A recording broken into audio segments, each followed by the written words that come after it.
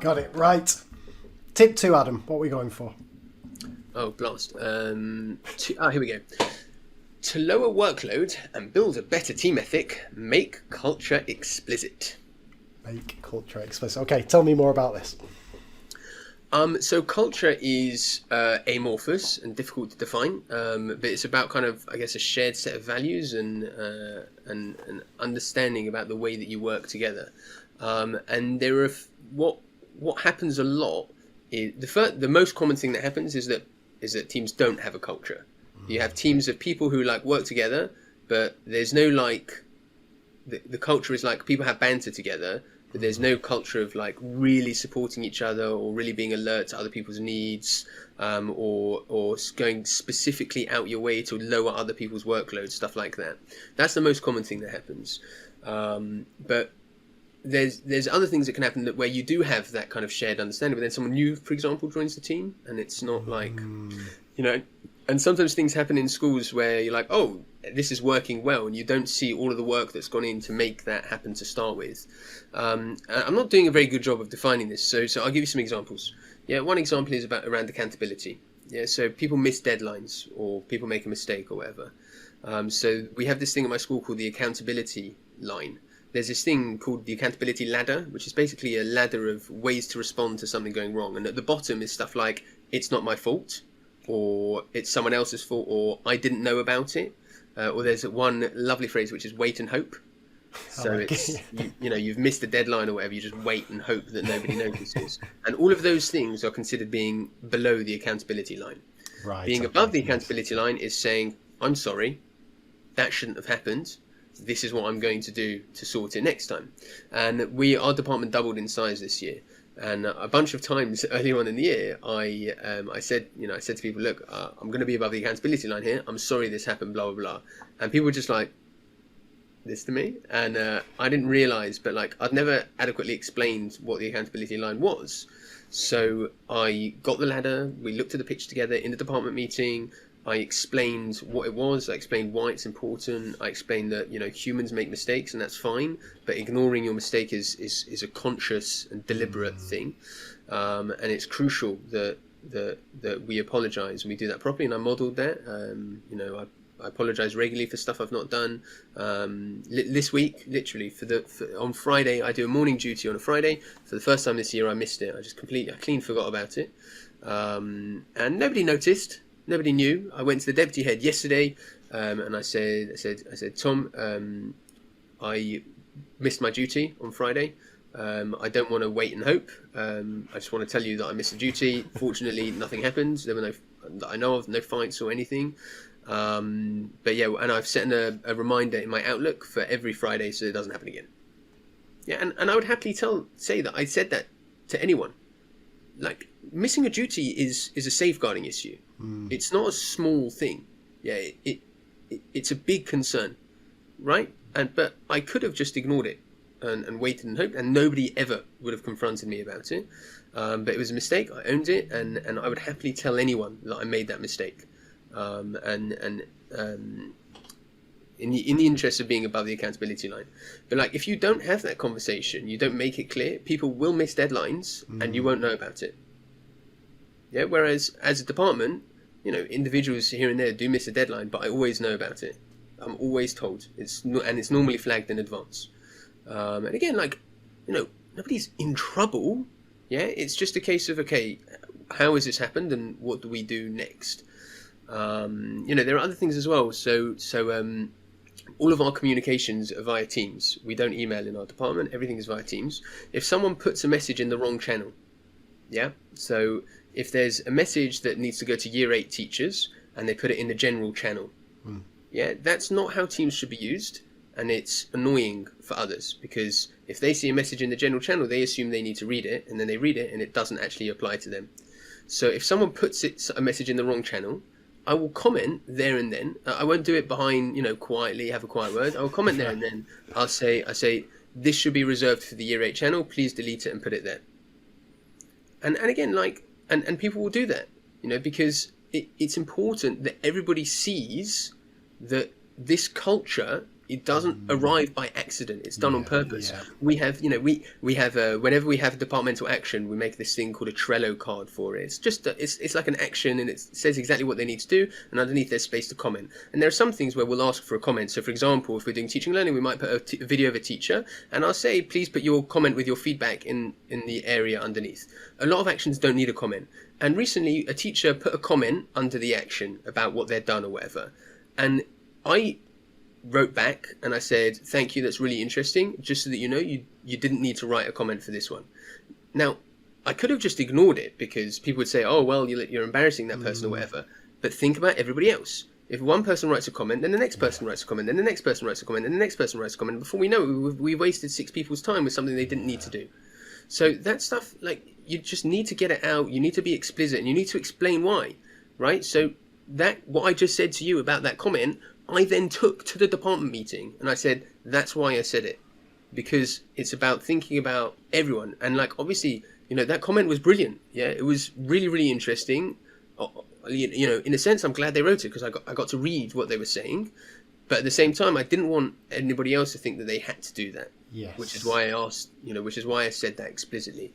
We had a good case recently. We don't, I posted as well, one of my colleagues who doesn't have any leadership responsibility, last week on a Tuesday, whatever it was, they got 4 emails that day. That's it. 4 emails. And as opposed to normally where you get dozens of emails with things that you don't need to see, etc., etc., etc. And again, anytime I get an email that I don't need to read, it's made clear that email shouldn't have been sent to me. Yeah, and now that'll either be by me directly, or if it's something that keeps happening, it'll be through line management. And it sounds like a dick move, right? People are like, oh, how can you be so rude? And I'm like, look, it's about workload, right? Yeah, if it takes me 45 seconds to read your stupid email and realize that I didn't actually need to read it, that's 45 seconds that I could have been helping my students. I don't have that time to waste. And if I'm getting 50 of these a day, it's highly problematic. But again, you make specific conscious actions to make sure that doesn't happen. Otherwise, it just will. We had one of my colleagues wanted to take a couple of kids out of a lesson to do some kind of enrichment thing, and he emailed the teachers who are outside the department, a PE teacher and an RE teacher, and said, "Is it okay if I take them out of this lesson?"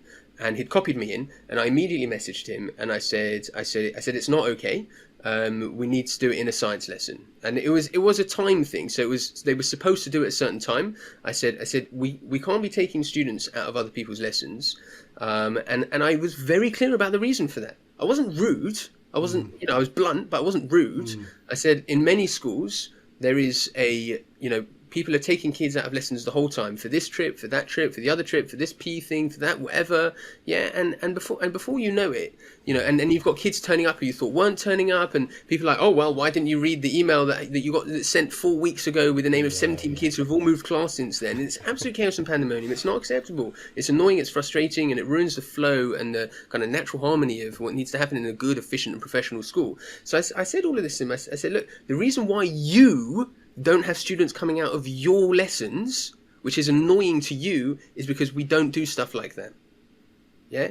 And if we allow things like that to happen, then it starts here and it moves to somewhere else, and then someone else is doing it, and then someone else is doing it. Before you know it, we've got that chaos, which you know from your previous school, and it just doesn't help anybody, and it just ends up being annoying and frustrating. You're getting dozens of emails that, all of that is conscious and deliberate and explicit. And if you don't make it explicit, if you're not clear about those reasons, and it's not like that teacher was like, oh, Adam, you're being so rude to me, telling me I can't do something. Yeah, we just rearranged it for the next day. It's not a big deal. And they were like, oh yeah, that makes sense.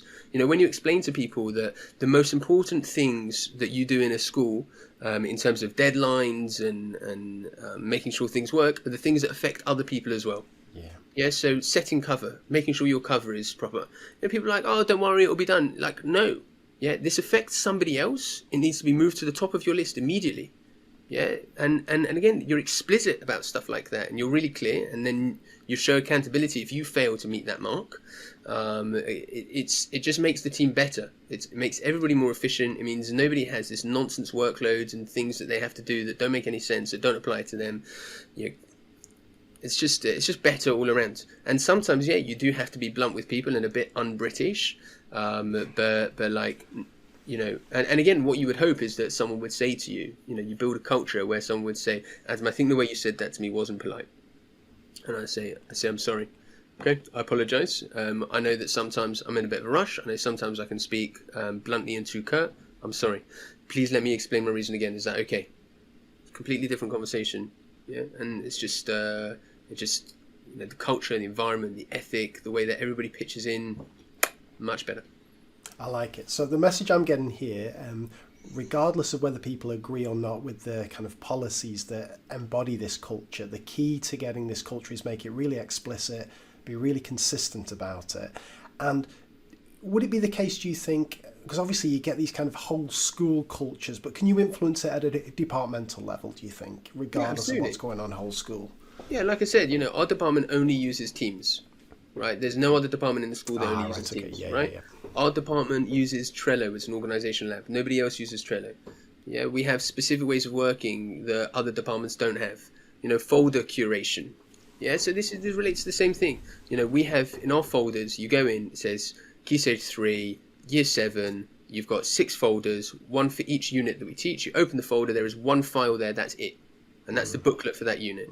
Normally you open it up, it's got lesson 1, and then it's got 6 Word documents, it's got 4 PowerPoints with different initials, blah, blah, blah. And people are like, what's wrong with that? Like, it's just where I want to put my stuff. And I'm like, it's wrong, because it means that if I want to know what I'm supposed to do today, I have to look through 8 documents in order to figure that out. And what that means is that what you've done affects somebody else. So what we have is we have one file, and that's it. There's another folder there called archive or other, and you can dump your crap there, all you like. But if people put stuff in the wrong place, or if people rename documents and put their initial at the end of it or whatever, I'll delete it. I would delete it. That it's made very clear they get one chance. And the first chance is I send them a message. I say, just so you know, there's this document there. Please, could you move it? Yeah, and then the next time I delete it, and I'll explain why. And I say, please, can you move it? The reason we do this is because it means that somebody logging in goes into the folder and isn't sure which one to use and spends valuable time trying to figure that out. And then, if it happens again, I just delete it and I send them a message afterwards. And I say, just so that you know, there was this document there. And, like I said last time, it means that other people will get confused and it will take their time. So I've deleted it now. And if they want, they can email IT support and they'll be able to recover that document. But if there's no consequence, people are going to keep doing it. And so I think we have every year, at the beginning of the year, we have a couple of teachers who are new to the department and make a mistake once or twice. And again, they get a very polite explanation, and then it doesn't happen again. And it means that people don't waste their time. And the same applies for people editing documents. Yeah, we're blessed now with OneDrive and Shared Drive. That means you can look at version history, right? So if someone's messed up all the margins in the document, yeah, you open the version history, you see who it was. You just go and have a quiet conversation with that person. You say, look, if you're not 100% sure about how the formatting and stuff, just ask me and I'll help. Yeah, but look, and I take them and I say, look, you see how everything's cut off now and it's moved to the wrong page and blah blah. I'm now going to have to go and edit that back so that when we print it next year, it all works and it all makes sense. Okay, that's why I don't want you to do it. Okay, and again, you're just making it clear. You're being explicit. You're giving people a chance. You're telling them.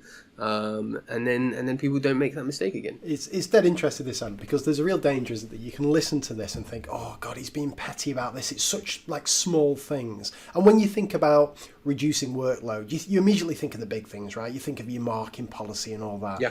But what I'm getting from you is that these small things, these are the real killers in terms of workload, because these are the things that take 30 seconds of your time here, a minute and a half of your time here. They frustrate you, they stress you, they build up, they prevent you getting focused and cracking on with what you want to do. So eradicating these is possibly just as important as dealing with the kind of big hitters. Would that be fair?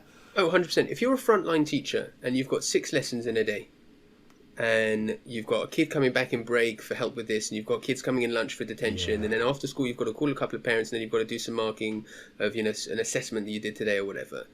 If you get 30 emails on top of that, when are you going to find the time to do that? Right? So either you're going to burn yourself out into the evening doing it, or you're going to end up ignoring them, and there might be something important in there for you. So if you don't sweat these details, our staff surveys are always off the charts, right? I'm not just saying this. We do a big anonymous survey as part of the Academy chain every single year. It's not even run by us. It's run by an external polling agency. And like, our staff are happy. Everyone is happy. We work hard, but we know that our workload is like sort of really importantly, and all of those mini things, they really do add up. And you know, like we've had like I've had really big internal debates about like even the way that we enter data, because we've got like a central spreadsheet that we need to put data into, but also the MIS, the Management Information System. And I'm like stressing out because I'm asking people to put data into two places. They need to put it into our spreadsheet so they can calculate the grades or whatever, and then put it into the MIS as well, to Sims, Arbor, Bromcon, whatever it is that you use. And I'm trying to figure out a way so that we can do it so that it doesn't involve that double entry. How long does it take a teacher to do that? 5 minutes? 7 minutes? Yeah, but that's 7 minutes they could be planning an explanation.